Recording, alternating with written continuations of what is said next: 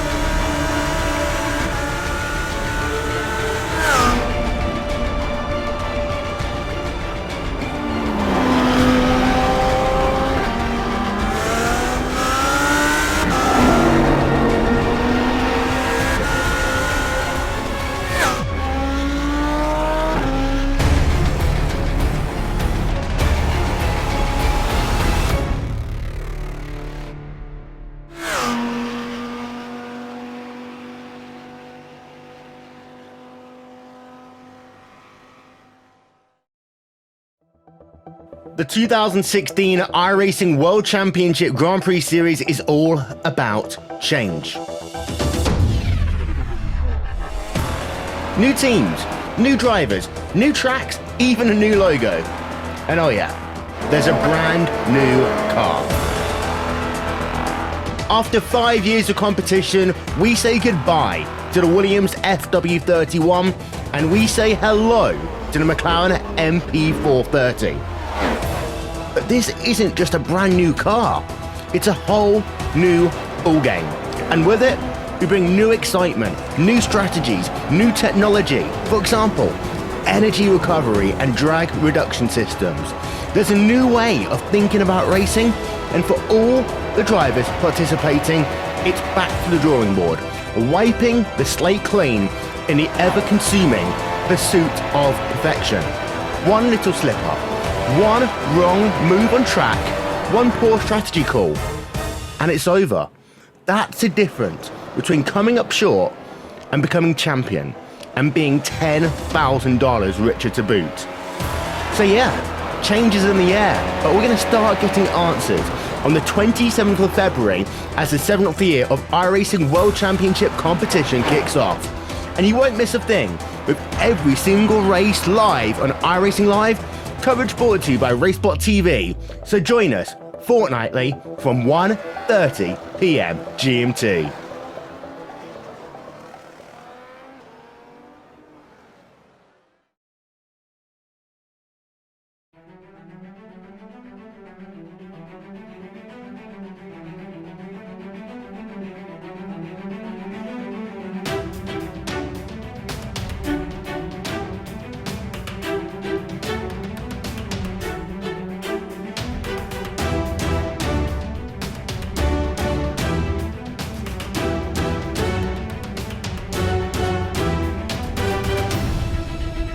Good evening, sim racing fans, and welcome to iRacing's NASCAR Race Night on Race Spot TV, streaming live on iRacing Live and Fans Choice TV for NASCAR iRacing Class B Series action and NASCAR XFINITY Series cars for the Iowa Speedway. A quick 62-lap, 54 miles of action to come here with us tonight. And we're happy that you're joining us alongside myself, Evan Pasoko, joined by Randy Chennett in the Race Spot TV broadcast booth, and as always, our director downstairs, Hugo Louise, pushing the buttons and getting us to you this evening. There are very few things that are more exciting than short track action under the lights, Randy. That's exactly what we got on tap tonight, and as I mentioned, there's not a whole lot of time start to finish in these races. All these drivers with this Fix Series race here tonight got the same equipment under the hood, so given that it's only 7/8 of a mile around this joint, the bumper might be a little bit of a factor in determining who ends up successful. Right now, the drivers finishing up their qualifying. Yeah, you summed it up pretty good there, Evan. 7/8 mile over here at Iowa, and It's a pretty short lap here, and 62 laps on the board. That's less of a NASCAR main event style race. That's a bit more of a Saturday night shootout, a main feature event length race. So I think we're going to have a lot of bumping and banging, a lot of excitement for this one. Yeah, almost like we've seen here in 2016 with the heat races with the NASCAR XFINITY Series, the Xfinity cars on track. You have the Camaros, the Mustangs, and the Camrys out. And, of course, new build to the iRacing service as of 1 week ago. Talked about that last time we were on it. So you do notice a little bit of different decals on some of these cars with the 2016 contingencies. Let's talk a little bit more specific about this Iowa Speedway. 7/8 mile in length, located in Newton, Iowa. It's a Rusty Wallace Signature Series track at a banking 10 degrees. Not a lot. Could be more, obviously. Could be less, though. You do really have to wheel it around this place, so there's a lot of bumps in the center of 1 and 2 especially. It's going to make it really hard for these guys to get back to the gas when they want to. Yeah, you summed it up really good. And, really when it comes to Iowa, getting around those bumps in a lot of ways is the way you need to get around here quickly. You'll see people maybe take a slightly interesting racing line just to avoid those bumps. I think in 3 and 4, there's a couple nasty bumps as well. But 1 and 2 is generally all about that bottom line. And you also have to be careful about that apron, too. You can clip that and it can get you pretty loose. Actually, speaking of Adam Gilliland going through 3 and 4, we see him in qualifying, gets down going through 3 and 4, clips that apron, just like I said, kick that rear end out, and up into the wall he goes, Evan.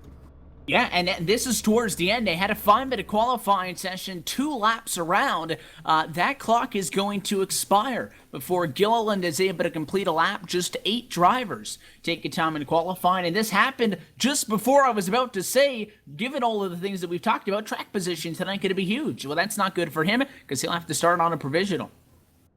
Yeah, and, that's going to be really, really big for him. And, actually looking at this qualifying, we only have 8 people out of 20 registered for the race that have actually logged qualifying laps for this. So very, very interesting. Maybe a lot of people struggling in this track with this setup in these conditions.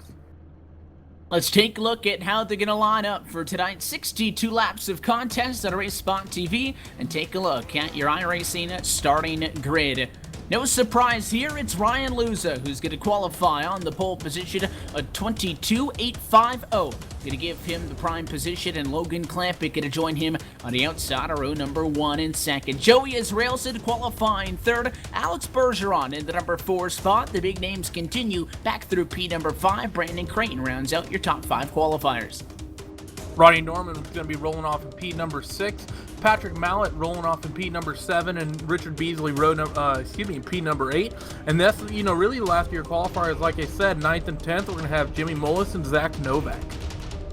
Continuing on with the drivers starting on provisionals, 11th position, that's where you'll find Adam Gilliland. Justin Fuller get a roll from the number 12 spot with James Curl in 13th, Keith Plaza in 14th, and Ryan Doucette in 15th. 16th, we're going to have Joshua Williams. 17th, Brandon McKissick. 18th, Brandon Chiberko. 19th, Jordan Davis Flint. And rounding out this field, we have Jason S. Merritt. The 20 cars and 10 rows of action for tonight's race here from the Iowa Speedway. Started the 3rd season on the 2016 iRacing campaign. And again, happy to be with you tonight for iRacing's NASCAR Race Night. We'll be back on the air with more Race Night coverage next Tuesday right here on Race Spot TV. And then we will return with the NASCAR Peak Anniversary Series powered by iRacing. 2 weeks' time, the mid-season break going to come to a draw. Round number 9 from the Chicagoland Speedway goes green on Tuesday, June the 28th, with coverage beginning right here just after 8:30 p.m. Eastern on Race Spot TV, streaming live on iRacing Live, Fans Choice TV, and the Motor Racing Network. The field rolls up from behind the pace car. I think we're going to have 2 times around before we take the green. Well, the lights are out right now, so I think they might get it this time, but you're a little bit more experienced on the old side than me. Maybe you're right. I think under 1 mile, we're going to go 2 times around. So the American Chartered Cancer Organization pace car lights are off. We're going to come through turns 3 and 4 for the first time and double it up all the way through. Talking about Ryan Lewis as somebody up at the front of the field who is able to get the job done. We've seen plenty of times here on iRacing Live through a couple of leagues, able to get the job done on the private league side of things, doing a little bit of official action here tonight with us on NASCAR Race Night. So lights going to go off, but this time we do take the 1-2 to go. Next time around, going to come around to collect the green flag. I think talking about the short length of this race, 62 laps at a racetrack that sits at just 7/8 of a mile. Track position key as well, but I think the desperation, we talked about not a lot of people qualifying, only 8 of the 20. There's a lot of fast people back in a pack that are going to want to get to the front soon, and that could lead to some interesting scenarios. Yeah, those guys are going to have to go to panic mode really quickly here just with the short nature of this race. And, really one big talking point for those fast guys in the back is going to be tires. Obviously, here at Iowa, this track likes to eat tires up quite a bit. And if you're having to race your way to the front, if this race stays green for a good chunk of it, those guys won't probably be all that racy at the end of it. Ready to go racing. 62 laps, 54 miles on tap. And we're happy to have you with us right here on Race Spot TV and iRacing Live. Pace car down and away, your pole sitter Ryan Luza. He'll collect the American Ethanol. Green flag and underway from Newton, Iowa to turn 1. And it is the number 1 Chevrolet going to lead us down through there. Luza to the inside and clear for the race lead. Side by side for second. A challenge by Israelson going to come on deaf ears as Clampett on the outside gets to spot. And Alex Bergeron with a good push. Going to make it side by side down in 3. Way up top versus way down on the bottom in that battle for third. Yeah, we're seeing 2 rows really kind of be working here. That inside of the line, they're right next to that yellow line at the bottom. When really through 3 and 4, we saw a handful of cars way up against the wall going through turn 3 and 4. Actually, we got a blue car in the back getting very loose off of 2. That was Brandon Critton coming off of turn number 2, gets very loose in the 4 car, actually looking down on the inside for, I believe that's going to be for 7th place, and that's Zach Novak. Yeah, that's a big gaggle of cars just to the end of the top 5. As Creighton looks like he's going to be able to get clear and run away. We know how that battle in front that we were talking about. Alex Bergeron wins the fight with Israelson, but a big run coming off of turn 2. Israelson going to throw his 4 to the inside. The 10 Chevrolet, Bergeron going to stay up top, and those are 2 very different lines. Looks like both drivers almost running in the preferred lane in which they like, but they are almost 6 car lengths apart side to side when one's way down on that yellow line and one way up against the fence. But turns 1 and 2, definitely a corner that you're going to take a lot lower than 3 and 4. You don't see that 10 machine of Bergeron go way up top side like he does at this end of the racetrack. They were both as low as they could, but eventually it looks like they're going to slide up and choose the outside at the end of the racetrack. 3 and 4, top 1 and 2 the bottom.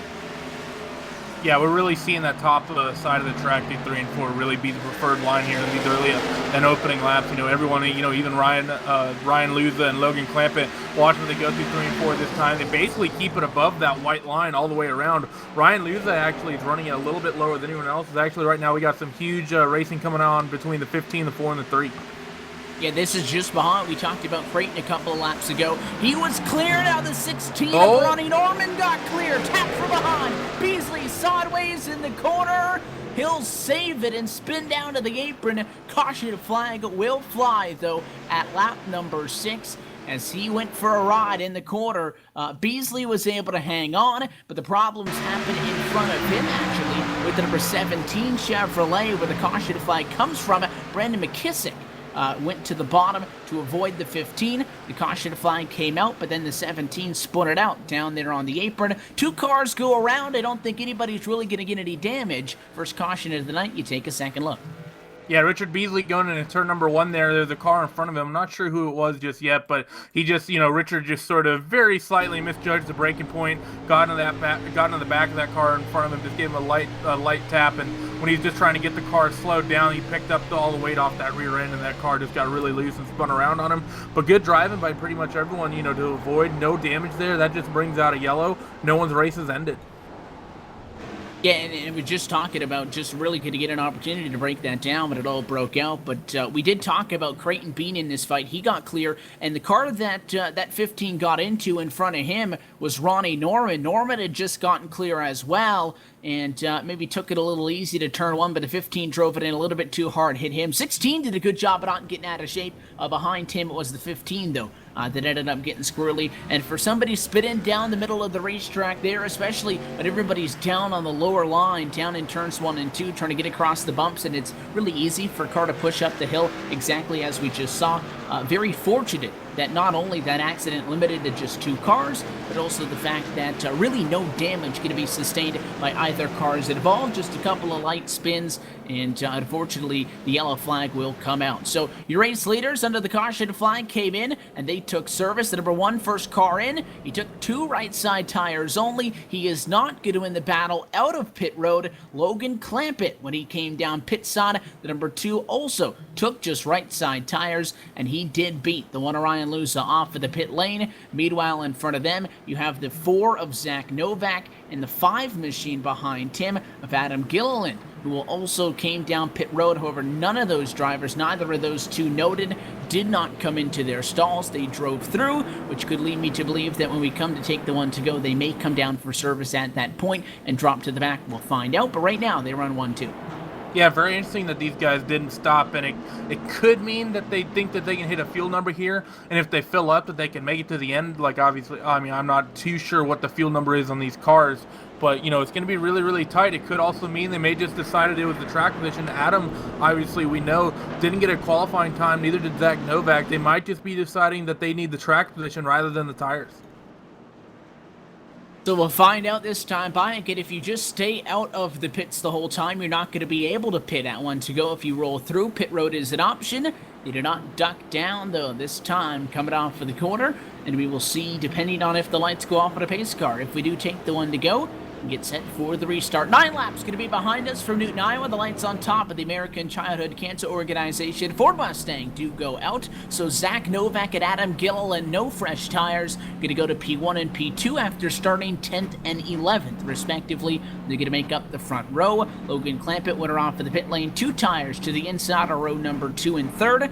And the guy that's been out in front for this entire race, second off of the pit lane on 2 tires, pole sitter Ryan Luza now to the outside of row 2. Curious to see how much of a benefit these tires are going to give everybody else in comparison to the 4 and the 5, who still sit with the Goodyear Eagles they put on at the drop of the first green flag.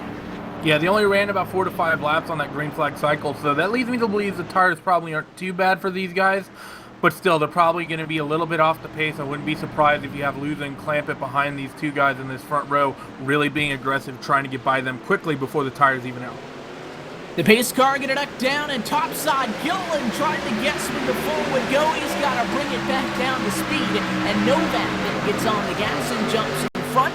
We take the first restart on the night. Top 2 single file in turn number 1. The 5 of Gilliland's got to get low. First car to break free in this battle for 3rd's got a best shot at going to the race lead. Lose it to the outside, clamp it to the inside, side by side for 3rd. Those are the cars on fresh tires, and the one going to get stuck in line top side is on the inside. Clampett tries to make headway. Bumper to bumper, though, your top 7 all stacked up to turn 1 and a lot of contact. Gilliland sideways, he'll hang on. Lose it not as fortunate, he'll also be collected, and big junk in 1 and 2. Yeah, there's about 4 or 5 cars, I think, that have damage after that, and this all kind of started going into 1. You know, Gilliland got run into the back of by Luza. I'm not sure if Gilliland got hung up a little bit by the 4 car going into 1. Doesn't look like it. So Luza getting into Gilliland, putting him around. That put Luza around as well, and Luza, unfortunately, wasn't able to get too lucky, and he actually got tagged. We knew that the cars in the front row were not going to be obviously as fast as the cars behind. We didn't know how much, and it really weren't that off, but I think it really starts when that 5 of Gilliland, he lifts early because he pushed the 4 down to turn 1. He wants to get off of his bumper before the 4 gets on the gas, and unfortunately, the 1 just had no opportunity. He gets into the back of the 5, he gets tagged from behind, and they actually did a good job of hanging onto it. A great save by the 5 of Adam Gilliland, and I think Luza might have had one too, but he got nailed by the 14 who ran out of places to go, and that was Brandon Cretin. And then top side of the racetrack, the 10, the 11 got together, and that's where you collect it on, you collect the 18, and that's really, I think, where the contact came from. That brought out the caution flag. With that, more drivers from the back of the pack come down to pit, but Novak and Gilliland stay out once again and remain in the top 2 spots. Yeah, I think for Novak and Gilliland, this is a good choice. You know, they only really ran about a lap and a half here, so the tires still aren't going to be that really that far off from these guys that have stayed out again on the second time around. But, you know, like you said, Luza really had that car locked down, and he actually had a pretty good save there, but, you know, unfortunately just got tagged, and some pretty terminal damage there, unfortunately, for him. The more service completed, and I think this time by, I rather think most of the damage is going to be amongst the guys that came down pit road. Obviously, if you get it beat up a little bit, you want to come in, you want to get that car serviced, get it fixed up as well as you can. Again, it is not a long race.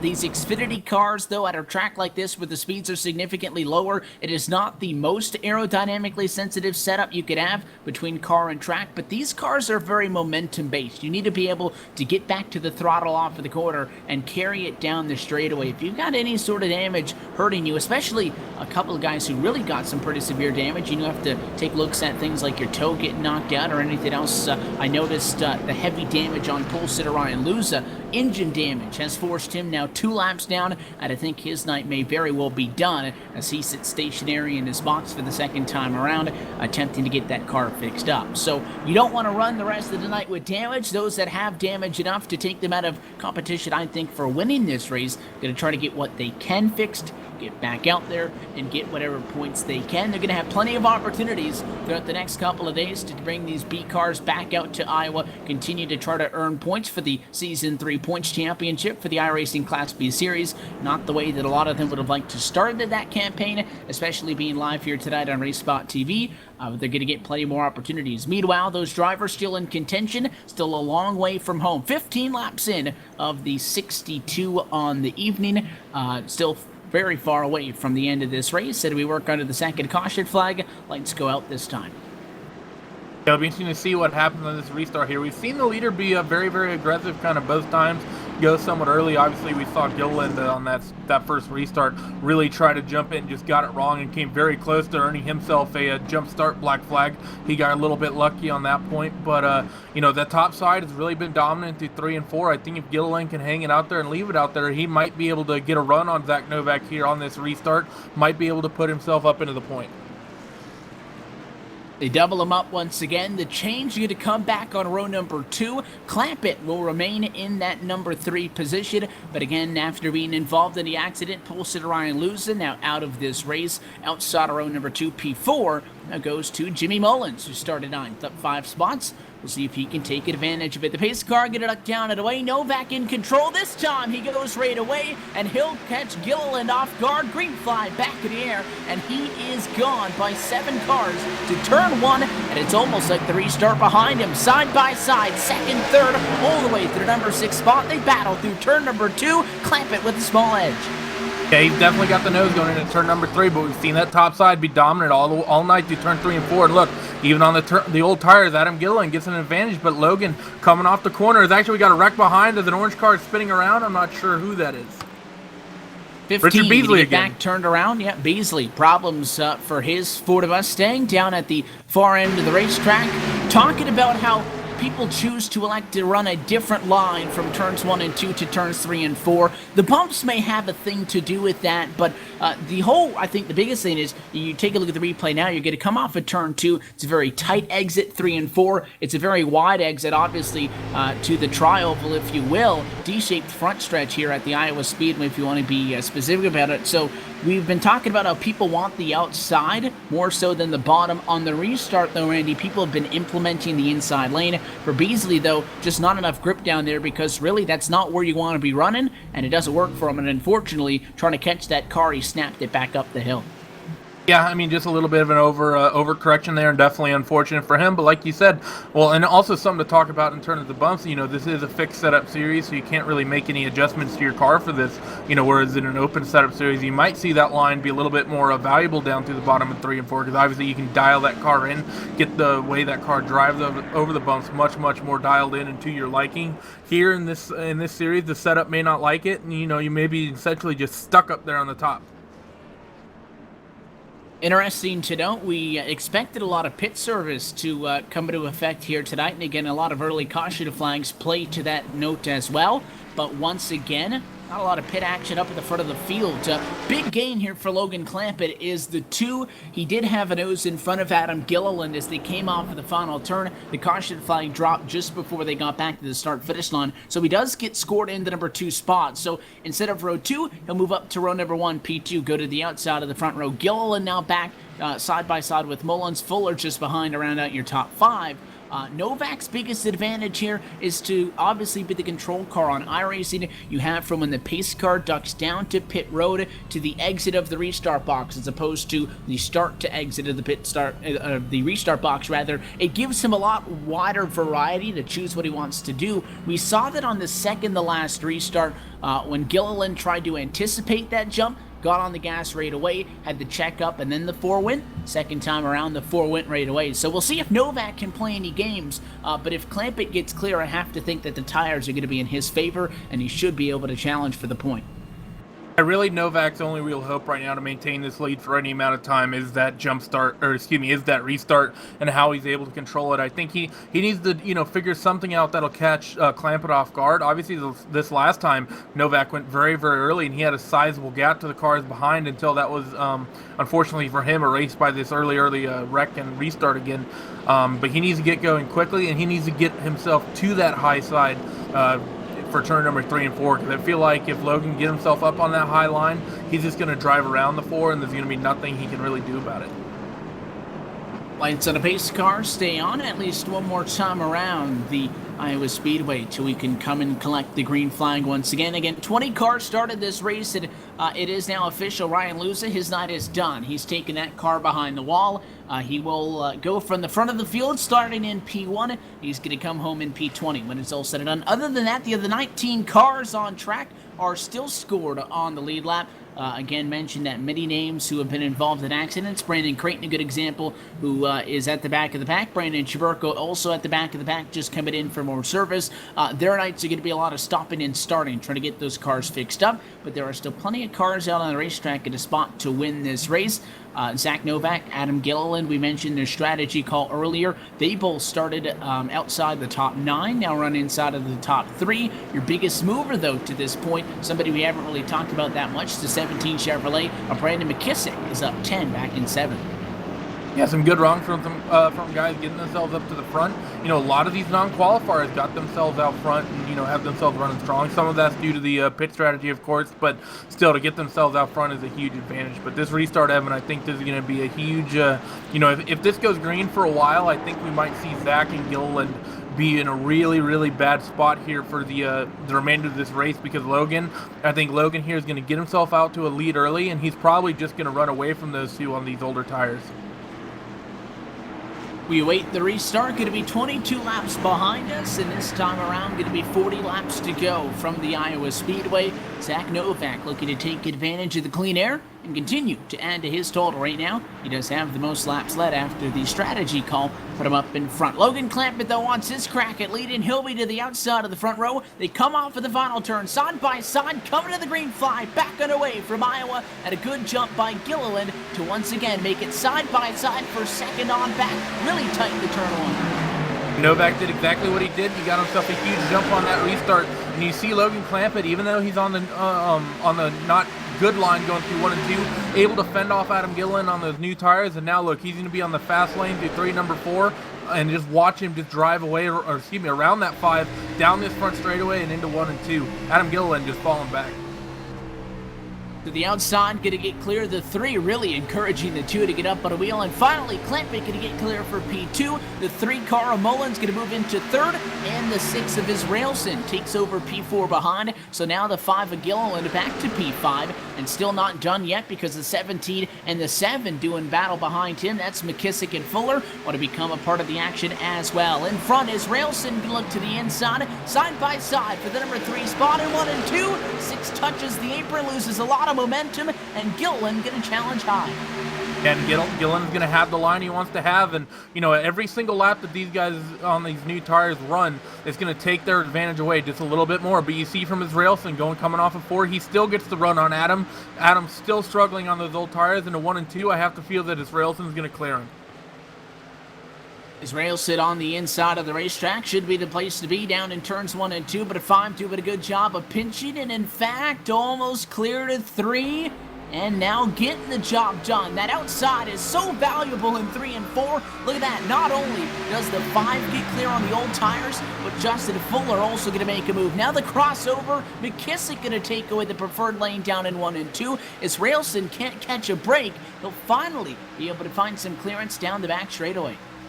Yeah, it really is. And looking back out front, Zach Novak, he has really been reeled in by Logan Clampett now, and Logan is right there. I have to feel that car is still very quick on those new tires, and I have to feel he's probably going to try to make a move here in the next handful of laps. Speedway battle for the race lead. Well, it's a good one. Not that much sweating going on with Zach Novak. You can see the two at Logan Clampett there, no denying. The two hot on his heels, and in fact, he starts to close the gap in. But the last 3 laps, Novak has had better lap times, growing the gap to 0.2 of a second. But with just a car length now this time by, you have to think a move's going to be imminent. The question for the two is, again, we talk about you want to be down low in 1 and 2 and up high in 3 and 4. Where does he go when he makes his move? Do you choose high? Do you choose to go low?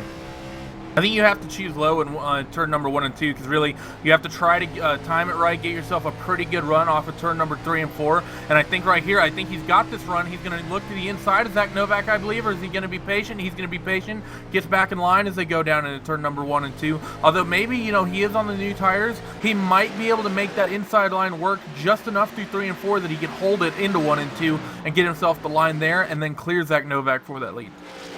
And we do say fresh tires sparingly because, again, he just took 2 right side tires at a caution flag, which was now over 20 laps ago. The 4 still on the 4 tires that he started this race from, but they look very even at this point. Well, this has been going on, more battling a little bit further behind him. McKissick around his rails in a battle for 6th and 7th, and throw Justin Fuller into the mix as well. 5, 6, 7 do battle in turns 3 and 4. Your leaders are about to go at it. Logan Clampett, he gets to the bumper. The 4 is Zach Novak at lap number 32. Yet to make the move, though. Stays in line, and you can see that gap down to just a couple of feet now off of turn 2. Good run. He's got a good run here, but, you know, unfortunately for him, really no way to make a move here unless he tries to dive it up the inside, which he chooses not to do. You know, it's kind of single lane going through 3 and 4 because they're stuck there up on the outside. You can't really get outside of that car in front of you if there's a wall there. But he looks to the inside going into turn number 1 and 2 to Logan Clampett. Side by side for the point with 30 laps to go from Iowa. Outside, momentum going to carry off of turn number 2, and Novak running the defensive line again on the outside. I think having the outside in 1 and 2, we talk about everybody wanting the inside down in 1 and 2, maybe not necessarily all the way to the bottom. I think outside in 1 and 2 is a lot better of a position to be in than inside in 3 and 4. And Novak being able to play that defensive line, he knows Logan Clampett might be a little bit quicker than him. However, that doesn't mean you're going to find an easy way around him. And if he stays in that defensive line, he's going to make it as hard as he can on that 2 Chevy.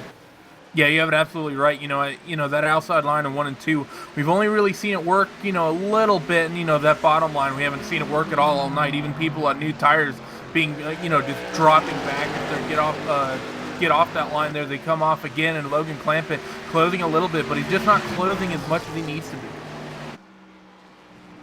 Laps begin to wind down. We restarted with 40 to go, and in 2 laps are down. Going to be just 25 left. Oh, yeah, Logan Clampett knows he's got to make a move.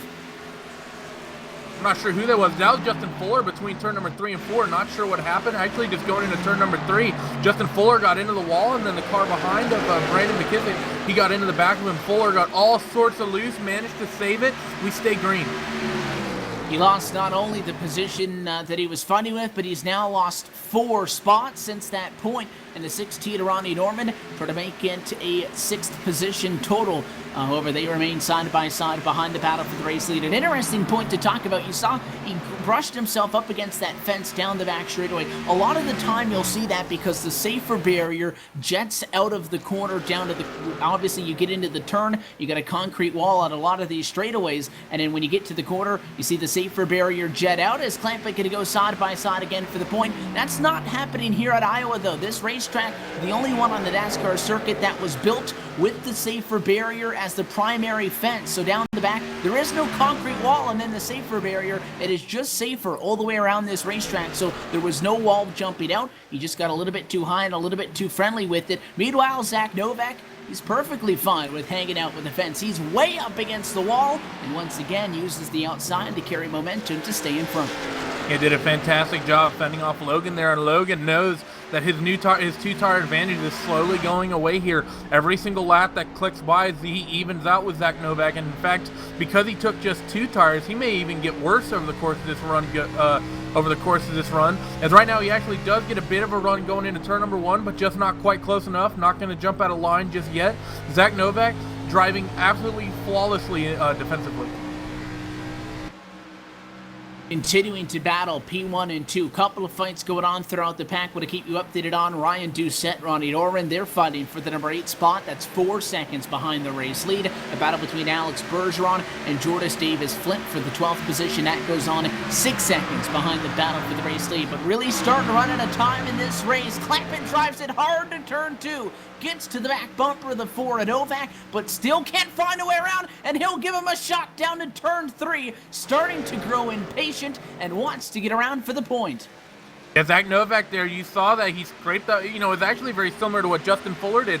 He scraped that wall going into turn number 3, and the back end of the car got loose. Zach Novak, though, did a better job wheeling it, was able to hold on to it. That was very, very close to being Zach Novak losing that spot, or him even spinning and maybe even taking out himself and Logan Clampett. 20 laps to go in this race the next time around, and really it is just a 2-car battle for the race lead. Mullins is still there, 7/10 of a second back in 3rd. At 4th position is a pretty intense battle as Brandon McKissick takes the number 4 spot, that time away from Adam Gilliland. The 5-car back to P5, and is Railson trying to challenge him for that spot on the inside. Not going to happen this time. So Novak and Clampett, if they continue to fight like this, though, I have to think Mullins might start to creep into the picture, almost the Kyle Busch in this fight, if you will, hanging back in the rears and watching the leaders go at it. Yeah, he really is, and I think he realizes there's no point in him trying to push hard, trying to catch these guys, and trying to make a move. As actually Zach Novak clips that apron in 1 and 2, gets very, very loose, and we see there that causes them to check up again. And again, we're going to see Jimmy Mullis just reel in that gap just a little bit. Jimmy Mullis, I think, is absolutely content right now, just riding, letting these guys make mistakes, and maybe even take each other out. Yeah, they almost did down in turn 3, and I think when Clampett gave the shot to the 4, he didn't really mean to hit him that hard because I think he apologized over the radio, but he definitely went in there with a little bit of intent to let the 4 know that he was there. That's what you call Morse code. If he doesn't get the idea yet and again, it's not going to happen in a battle for the race lead, but anywhere else somebody doesn't let you by, you start to let them know by hitting them, say, hey, let me go, I'm faster. Novak is not going to give up the race lead to Logan Clampett, though, if he can do anything about it, and they will be door-to-door this time at a 2. This is the best positioning that Logan Clampett has had since he went in for the race lead, and contact in turn 3. Clampett gonna get sideways in the center. He will hang on. Novak up against the fence, hangs on, and here comes Mullins from 3rd inside the P2. That's exactly what we were talking about. Logan's going to drive into him as well. Jimmy Mullis actually drove 1 and 2 a little bit higher than anyone else has all night. I don't think Logan Clampett anticipated that. Just kind of drove down into him. And, Jimmy Mullis, we talked about him. That's exactly what he was waiting for here. And unfortunately for him, didn't get turn 1 and 2 quite spooled the way he needed to. And because of that, he's now under attack still from Logan Clampett, although Jimmy's going to have the inside into 1. But Logan gets him cleared. But Zach Novak, he's able to essentially give himself a bit of breathing room, the first he's had in quite a while. So a great move by both the 4 and the 2 to hang on, but we mentioned Mullins is there. Don't count him out. The driver, then number 3 Chevrolet, again, Jimmy Mullis started in 9th. He's up to 3rd now. He's not as quick as these guys that think you see when he gets single file back out. He falls back just a little bit. Brandon McKissick, by the way, who was over 2 seconds back when we last talked about that battle for 4th, he is now within 7/10 of the battle for the race lead as well. So with Logan Clampett really high that time of the turn 2, you can tell that he's giving it everything he's got. Zach Novak, though, is making his number 4 Ford Mustang about as wide as it needs to be. Caution flag will wave with 13 laps to go, and this changes everything. Problems with the number 13 of Joshua Williams. Yeah, not quite sure what's happened yet. I haven't actually seen the incident, but like you said, this changes everything, and I have to think we're definitely going to get some green flag pit stops, don't you think, Evan? With about 13 laps to go.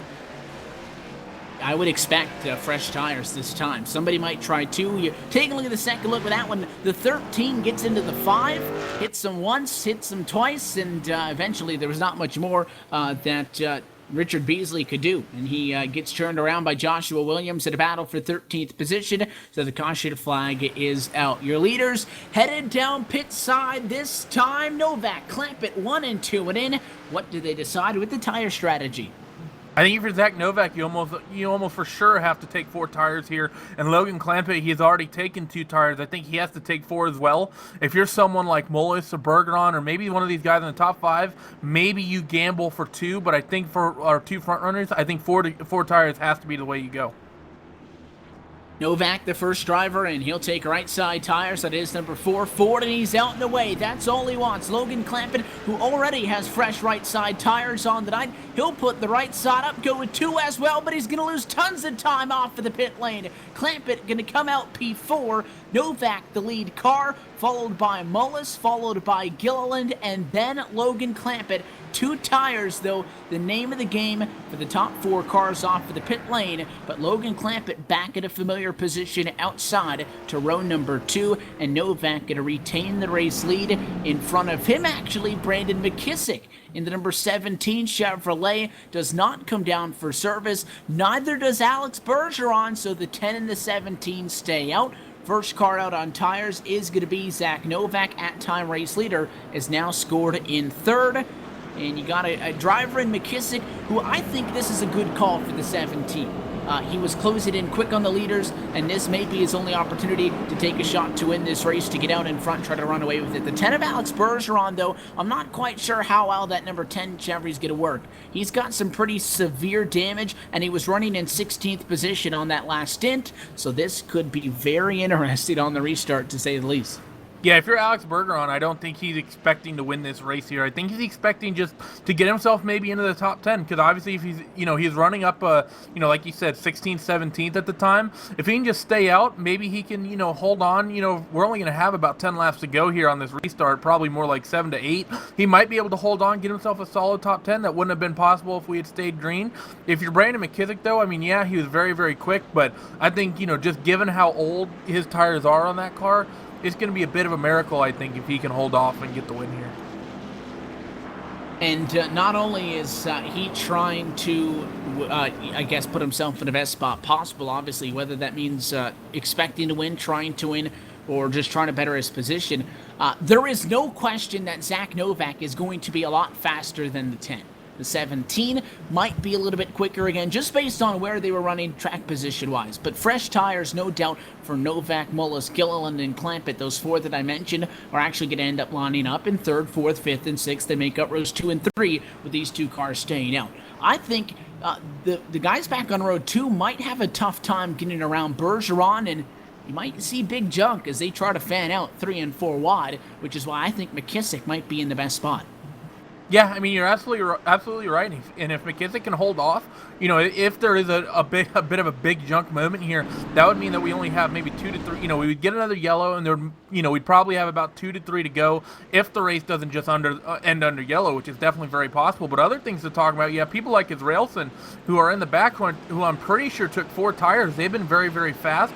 If Israelson can, if it stays green, I think Israelson on 4, and these other guys that that probably took 4 in the back, they might be very, very competitive here in the closing lap. The lights go off on top of the pace car. Going to be 8 laps left to go as we come around to take the green flag when we cycle out of turn number 4. But for the moment, we pace down the back straightaway in a situation where a quick caution flag would still give us the opportunity for one more restart. If you get inside of the final 5 laps of this race, then the caution flag comes out. This race will end at lap 62. There is no overtime protocol, so a yellow inside of the final 5 would not give sufficient time for a caution flag cycle to round out, and that would end this race in that running position. So there's a sense of urgency. This is going to be fun to see how it turns out. Bergeron and McKissick, they stay out. They're going to be 1-2 off of quarter 4. Green flag in the air. 8 laps left to go. Bergeron doing exactly what he needed there. Got himself a big jump, and look at the gap he has. He has a lot of damage on that car. He's out there on old tires. He's doing exactly what he needs to do. And look how much those cars behind close up through 1 and 2. And now they have a big run coming down the back straightaway now. Zach Novak going to the inside. Not only is he faster than the 17, but he's going to blow by the 10. No doubt about it. They're going to be 4 wide coming off of turn 4. The 17 and the 10 going to be discarded on the outside. And look at the fresh tires go as Novak leads a 3 wide fight for second behind him. Battling big problems. Talking about that big junk, and we have 3 or 4 cars involved here. That 7 of Justin Fuller got thrown into that outside wall hard in 1 and 2. Yeah, and we knew again, I said that those cars on the old tires got discarded high. Bergeron, as well as the 17 up on the outside of the racetrack. It looks like the 10 just looked like maybe, and again, a part of this could have been because there was 3 wide in front of them, but the 17 takes what is that bottom lane of the racetrack. And assuming Justin Fuller's going to follow the 2 down to turn 1, he expects the 10 to follow the 6 down. If you classify, those drivers being side by side in the respective racing lines, and the 10 comes down a little bit lower than that 7 was expecting, they get into each other, and that is a monster of a hit for Justin Fuller. But with the caution coming at lap 56, we may just have time for a green-white checker or a 1-lap shootout, and that is not what Zach Novak wanted to hear, because he blew by on the inside. He got way out in front, and they were busy fighting 3 wide for second. That race was all his. Yeah, Zach got where he needed to be, and he got there how he needed to get there. So very, very well done for Zach there. But not quite sure what's going to happen with this race. We might get the 1 or 2 to go, but it's going to be, it could very likely end under yellow like this, and Zach Novak could just be your winner. But we're going to have to just see here over these next couple caution laps to see whether or not the race is over just yet. Currently running on lap 58. Don't expect anybody to get up the track position now, but I think that it turned out exactly how he thought it would. Fresh tires were going to be better, and the slow cars would get in the way of a lot of guys who didn't want to lift it. It would create big junk, and that's what we saw. Now, though, you get to race it out for the race lead. There are no slow cars to get around. You got the guys who took the 2 tires up back at the front of the field. Novak, Mullis, front row. Gilliland is rails to row 2. Logan Clampett still with somewhat of an opportunity to try to win this race. The question is, how much time do you get to try to race this one out for the race win? We'll keep an eye on the lights of the pace car. Again, when the lights go out, we'll come around and take the 1 to go that time. The next time by would be the green flag. But this time by, 4 laps left to go in this race. If we go green, say at 2 laps to go for a green-white checker, again, a yellow before the white flag would freeze the field at that point. The race would be complete. If you get to the white flag, though, no cautions, and you race it out to the checkered flag, that could be huge, determining how physical these guys are going to get down in the end. We sit and we wait to see what the call is going to be from race control and find out, but we're hearing it may be a 1-lap shootout. Yeah, we might just get that here as, we're currently logging lap number 59. And something else to talk about, a lot of people, they put a lot of priority in qualifying and where they start this race. Look at your top 3. None of them put in a qualifying time, Evan. Yeah, we talked about only 8 drivers taking a qualifying time. Novak, Mullis, Gilliland, 1, 2, 3 now. Qualified 10th, 9th, and 11th, respectively. Again, out of the field, 12 drivers. More drivers didn't qualify than drivers who did. And with the caution flags, I feel like a relatively reasonable amount of yellows in this race to where it hasn't really disrupted the racing that much. We saw that really good green flag stretch, and it also has had kind of been in the sweet spot, I'd say, Randy, for the cautions to allow us to get the tire strategy in this race, and also to allow people who need to make up time, get positions, and have opportunities to pick up more spots as the field bunches back up for these restarts. What we can tell you is this is going to be the final restart on the night regardless. 2 laps to go the next time around. If the lights go out, we'll get 1 lap to go and a green flag. If they don't, this race will be over. Yeah, and it'll be definitely unfortunate if this race ends under yellow, but I'm actually pretty sure we're probably going to get the 1 to go here, and we're going to see see ourselves a race to the green here. But it's going to be an exciting shootout. You have Novak and Mullis, who've been running strong. Mullis, obviously, we saw in the early goings, who was kind of just playing the safe and let the guys in front of you wreck strategy, and it seems to have worked out for him. And he's currently rolling in P2, but I think Logan Clampett here running currently in P number 5 as they come to, I believe, take the 1 to go. I think Logan's going to be very, very aggressive on this restart. 2 laps to go in this race. Survey says lights off on top of the pace car. We are going to have a 7/8 of a mile shootout at Iowa. We can call it a 1-mile shootout, though, Randy, because they're going to be on the gas the second that pace car is anywhere near pit road when they're still in turn number 4. This is interesting. because we knew that fresh tires were better, but Novak didn't take the race lead on that opening lap off of the restart. He did once he got to lap 2 because he had to build some momentum up. This final restart here, and really an opportunity at the win, is all on how well you get out of the second gear and get up to the gears and get going.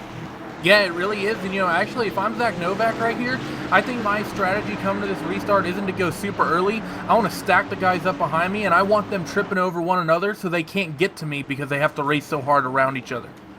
He's got plenty of time to play some games with them. Off of the final turn for the penultimate time. Going to be 1 lap left to go in Iowa. Final restart. Green flag in the air. Big jump for the 5. Gilliland to the inside and side by side for the race lead at the white flag. Gilliland down on the inside in 1 and 2, and let's see if he can get the job done, because if he can't get it clear in 1 and 2, he's probably not going to get it done in 3 and 4. He pushes up a little bit, but Zach Novak able to really defend as they go high into turn number 3 and 4, Evan. Final time, contact for P2. It's going to slide high for Adam Gilliland. He can't hang on. Final turn, checkered flag, and Novak going to win at Iowa. Spectacular side-by-side finish for second. Is Railson going to hold off Jimmy Mullis? And I have absolutely no blame on any of the drivers in that one. They were going for it.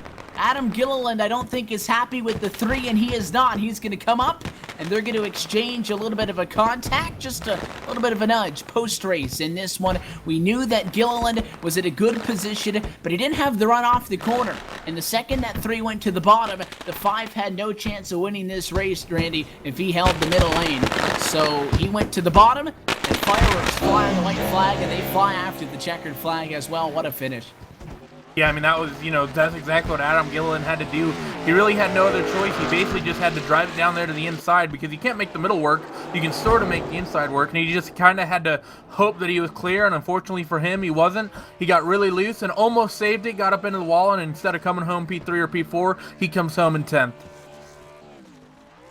Meanwhile, Novak, the last driver out on the racetrack, he burns it down, and he'll enjoy this one. The number 4 Ford Mustang is Zach Novak, your winner tonight at the Iowa Speedway. After a no-tire call early in this race, he stayed out for the track position, and he did not look back from that point. A spectacular race and a spectacular win from the driver of number 4 is Railson, Mullis, and Clampett also on the podium. Let's take a look at your Race Spot TV full race results tonight from the Iowa Speedway. Novak wins it from 10th on the grid as Railson comes home in 2nd, and Jimmy Mullis back for the inside of row 5. Going to finish in 3rd. Logan Clampett walks away P4 tonight. Keith Plaza going to round out your top 5 finishers. Ronnie Norman comes home in 6th. 7th for Joshua Williams. P8 for Jason Barrett. Brandon McKissick back at 9th. Rounding out your top 10. Adam Gilliland went for the win. And if he didn't get the checkered flag, he sacrifices a guaranteed P2 for a P10 going for it. Coming on P11th is going to be Brandon Cherberco. Coming home in 12th is James Curl. 13th is Jordan Davis Flint. 14th Ryan Doucette. 15th is going to be Richard Beasley, who we saw get into several incidents today. 16th is going to be Alex Bergeron, who we saw really kind of risk it in that second to last restart. 17th is going to be Brandon Cheriton. 18th is Patrick Mallett. 19th is going to be Justin Fuller, and we're coming home in last. Our pole sitter, who we saw be very, very successful in the early stages, is going to be Ryan Michael Luz. And actually something interesting to talk about here, Evan, of our last 6 positions, 5 of them are 8 qualifiers. Yeah, the majority of the people that qualify come home at the back of the pack. Just 3 qualifiers finish in the top 14 in this race. Zach Novak, though, started on a provisional in 10th. The strategy and a little bit of excitement late in this one ends up getting him the win. We'll step away for a brief moment, back to Iowa in just a second. You're watching Race Spot TV's presentation of iRacing's NASCAR Race Night.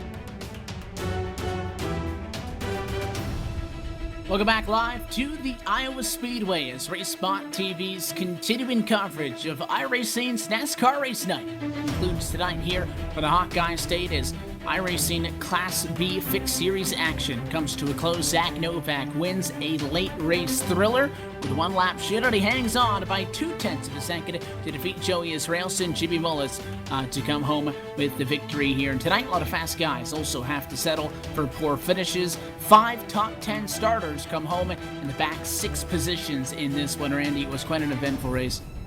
Yeah, it really was, and I think the most broken-hearted person here as we leave is definitely Ryan Michael Luza.